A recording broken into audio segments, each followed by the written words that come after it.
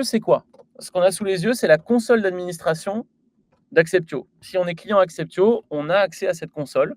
Alors là, je suis déjà rentré dans un projet, mais en fait, en tant qu'utilisateur, je peux rentrer dans des projets, dans des organisations. C'est un peu le principe de GitHub, pour ceux qui connaissent un peu le code, où on a des organisations et des repositories. Bah là, je suis grosso modo dans un repository. On dispose de 4 services qui sont utilisables par nos clients.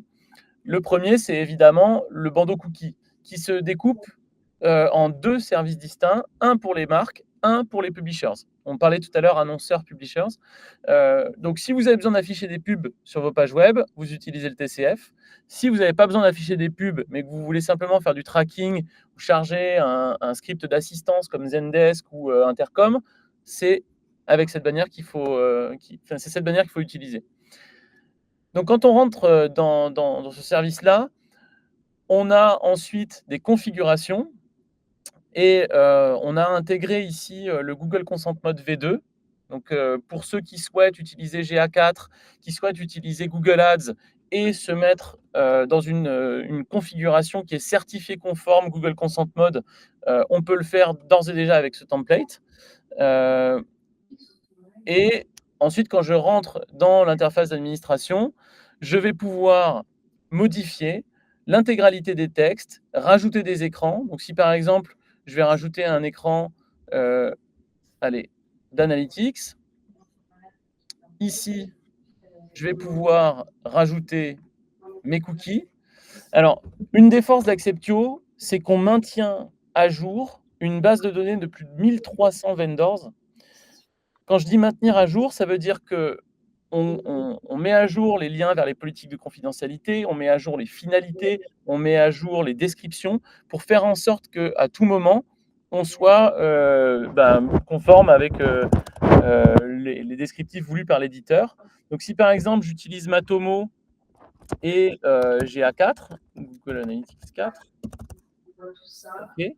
Donc là je vais pouvoir les cocher, j'enregistre, et Google Analytics est arrivé dans mon écran et l'utilisateur va pouvoir les cocher et les décocher en fonction. Alors, soyons clairs hein, sur les questions de les choix qui sont exprimés dans les deuxièmes écrans représentent une part assez infime des utilisateurs. On est autour de 0,05% sur les gros sites de personnes qui vont faire un choix granulaire en se rendant dans les écrans. Alors, il y a pas mal de gens qui vont dans les écrans, mais les gens qui font des choix granulaires, un peu moins. Ouais. Et alors, pour le consent mode, j'en profite, hein, ce qui se passe, c'est qu'il faut l'activer ici. Et une fois qu'il est activé, on envoie les 4 signaux de consentement pour Google. Là encore, on a le choix d'activer un ou plusieurs signaux de consentement. Si l'utilisateur accepte les cookies dès la première étape, dans ce cas, les 4 signaux de consentement Google sont envoyés. OK. Donc, c'est une interface qui est utilisable en no-code. Là, vous avez vu qu'il n'y a absolument pas de code. Le seul truc, c'est qu'une fois qu'on a fini sa configuration, il faut l'intégrer sur son site web. Et là, on peut procéder de plusieurs manières. On peut copier-coller le code sous la forme d'un snippet. On peut utiliser notre template Google Tag Manager. Et Acceptio a la particularité d'être une solution disponible sur plein de plateformes CMS avec des plugins assez avancés qui vous permettent une mise en conformité totale. Et donc, on met à disposition tous ces plugins directement dans l'outil. La force après d'un produit comme celui-là, c'est qu'on va stocker à la place du client toutes les preuves de consentement pour être en capacité d'attester à tout moment de la validité des consentements recueillis. Et cette base de consentement, elle est exportable, soit directement avec du CSV, soit avec des API. On propose également des statistiques de pages vues. Alors là, c'est un projet de test, donc je pense qu'il n'y aura pas de statistiques. Ah si, un petit peu, ouais. Donc là, on a des stats sur ce projet. C'est le projet app. OK. Acceptio dispo aussi app et mobile. Ouais. Donc on a des SDK natifs. Et puis, on a bien sûr une fonctionnalité de cookie scanner hein, qui permet d'aller auditer ces pages pour visualiser quels sont les cookies qui sont déposés, est-ce que je dois les rajouter dans ma politique de cookies ou pas, et ça de manière automatique. On a enfin... Une question juste là-dessus. Est-ce que vous avez un système d'alerte, par exemple, Ouais, où tout tu à fait. dis si j'ai des cookies tiers qui sont déposés sans consentement, je reçois un email Ouais, tout à fait. Donc là, je suis bon, sur un projet de test. On a lancé des tests. On peut voir en fait qui sont les vendors qui sont pas compliant et on peut agir le cas échéant.